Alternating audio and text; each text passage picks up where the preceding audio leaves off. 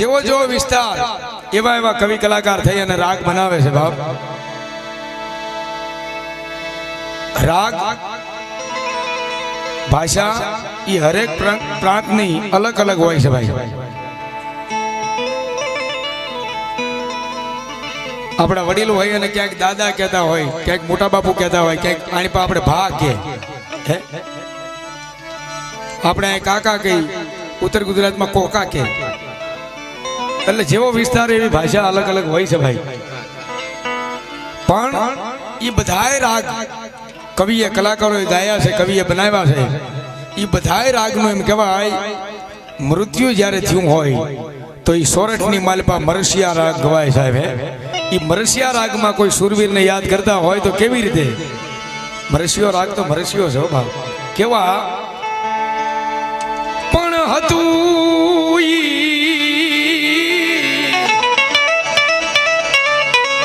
હારી ગયો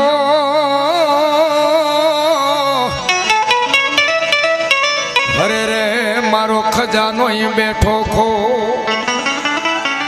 પણ કમણ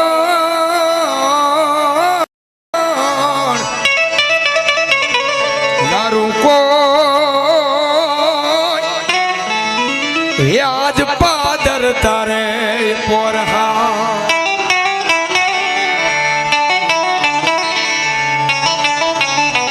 આ રાગ મરસિયા કહેવાય આને. અને સાહેબ ઈ જે સાંભળી જાય હો, જેનો જીવ આવતો હોય જાતો હોય, જીવને જમને વાદ થયો હોય એવા ટાણે મરસિયા ગવાય. એક મીરની દીકરી ગાઈ શકે, હા, અને એક કોઈ ચારણ જગદંબા હોય અને કોઈ એમ કહેવાય ગાયુની વારે સીડ્યા હોય અને તેદી આવી અને એ આઈ બોલી શકે. હો બા શું કહે છે? પણ આવો ભાઈ મરે હારીએ હરે રે જેની બેન મરે દશ વૈજા પણ બાળા પણ માવતર મરી જાય હેયન શ્યારે દશનાય વાવા. આવા જો મરસિયા રાગ સુરવીર સાંભળી જાય અને જો કદાચ આવા ટાણે જાગે નહીં તો એ સોલંકી સુરવીર નો કહેવાય. બા ધન્યવાદ ધન્યવાદ. શું કે છે? પણ હવે સિંહણ બચ્ચું જણજે હરે રે જેના એક ઈ હજારા કહેવાય. ઓલી ભૂંડા બસા જણ જે હો ઈ તો હોય બિચારી બાપડી. ભૂંદરી કૂતરી વિયાણી હોય, 2-5 ગલુડા હોય, ભૂંદરીના બચ્ચા હોય તો એને બિચારી કહેવાય. સિંહણ વિયાણી હોય એનું બચ્ચું બિચારું ન કહેવાય. ઈ તો આમ આપોઆપ પડખે આવી જાય, આંખોના નંબર વિયા જાય આપણે. હો ભાઈ, હા, એનું એક બચ્ચું હોય ને એના 1000 કહેવાય. રાજસ્થાનની માલપા હાડી રાણી દુહો કે હાડી રાણી. હો ભાઈ કે સૈયર પેરું ચૂડલો અને જેની અખિયા હોય લાલ ભલે રહુઈ ઘડી ભર સુહાગણી એ મારું આખું અમર થઈ જા.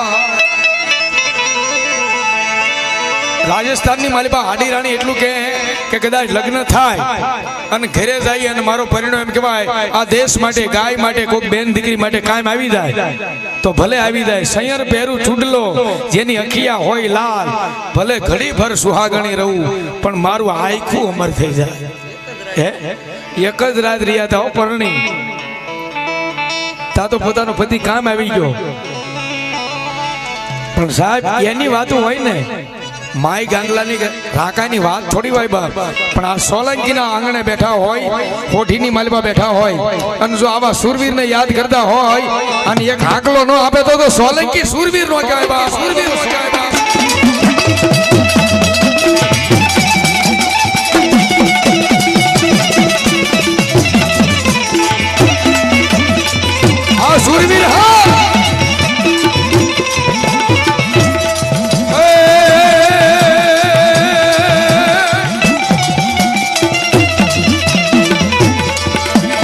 વિસાવદર કવિ કાગ બાપુ લખે કે મીઠા બોલા હોય માનવી અને ઈ તો જગત છોડીને વયા જાય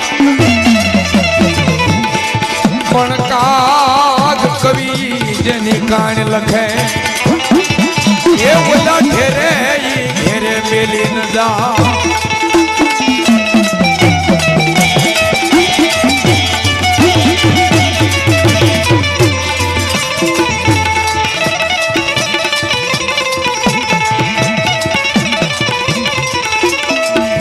આવો સુરવીર કેદી યાદ આવે ભાઈ કોઈ અબળાનું શીર લૂંટાતું હોય કોઈ ગાય માતાજીનું ધણ વાળી ગયા હોય અને અત્યારના યુગમાં જો વાત કરી તો આપણા ભારત પાકિસ્તાનની યુદ્ધ હોય તેથી આ સુરવીર યાદ આવે હા કે કા મરજે કા મારજે તારી પીઠ કોઈને દેખાડીશ નહીં યાદ નકર મને મારી સયર મેણા મારશે તું કાયર ઘરની ના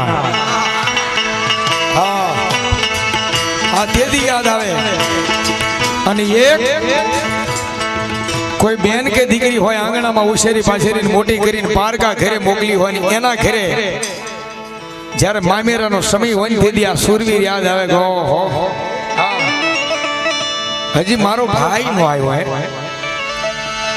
અને આપણી સૌરાષ્ટ્ર કંસ કાઠિયાવાડની બાયુ બેનું દીકરીઓ લોકગીત ગાતા હોય કેવી રીતે એ મારી ના હું તો એ જી જોવું તારી વાટ અવશેર હમણે એ વયો જાશે જી પોતાનો ભાઈ નો આવે દીકરી ભાઈ વાટ જોતી હોય મામેરાનો સમય થઈ ગયો હોય રડીબાંગ ઠીજાંગ ત્રાબાળો ઢોલ વાગતા હોય પોતાનો ભાઈ નો આવે તો દીકરી બાઈ આત્મો રાજી રાખવા હાટું થઈ અને હું કહેતી હોય કે મારો વીરો આ ઠેઠ ગયા છે અમદાવાદ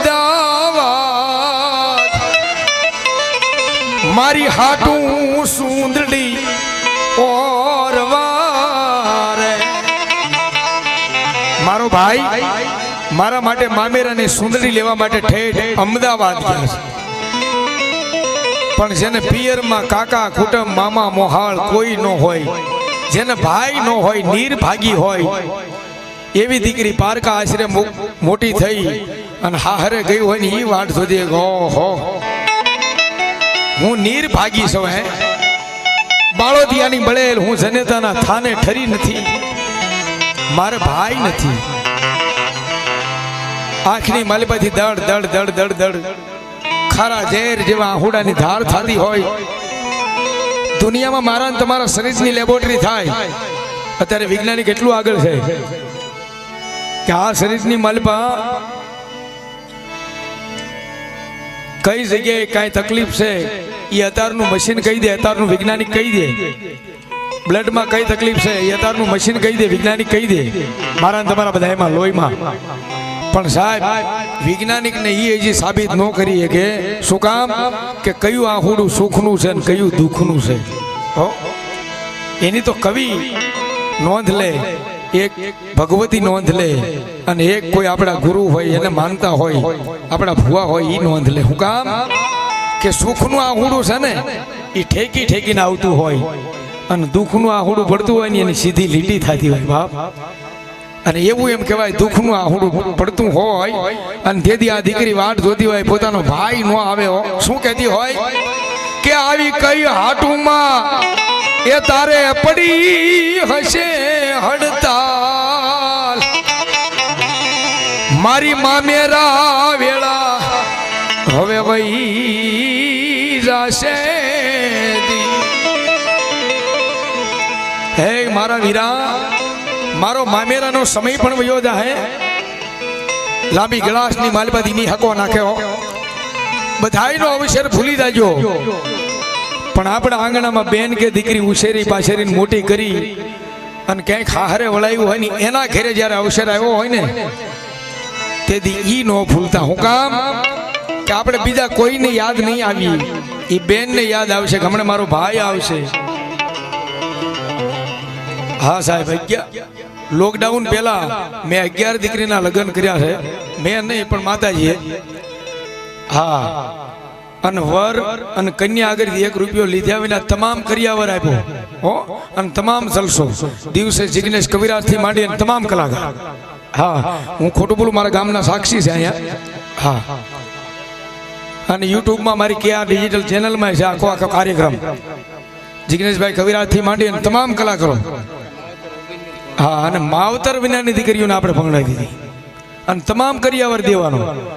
ભલે મેં લીધો છે બધા મોટા મોટા માણસો, મારા મિત્રો બધા છે એની આગળથી, પણ સાહેબ એને દાન કરી અને મારા ગામના આંગણે એવો સરસ મજાનો પ્રસંગ થઈ ગયો કે બીજા કોઈને યાદ ન આવી.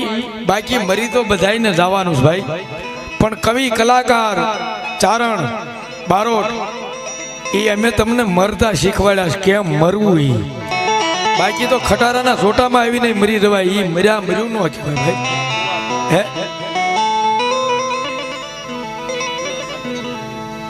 બાપ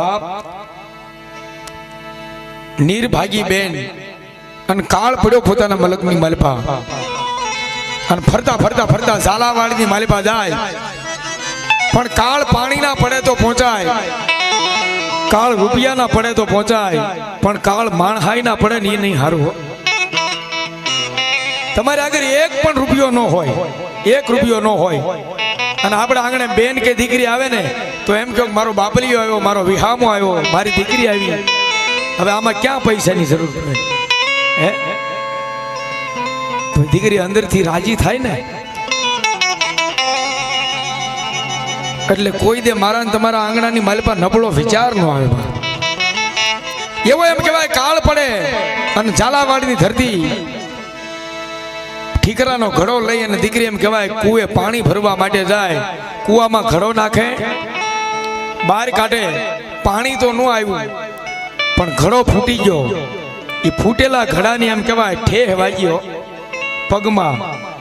અને કવિ દાદ બાપુ લખે શું કે બાપ, કુવા કાંઠે એ જી ઠીકરી રે એને ઠીકરી વાગી ઠે. કુવા કાંઠે એ જી ઠીકરી રે એને ઠીકરી વાગી ઠે.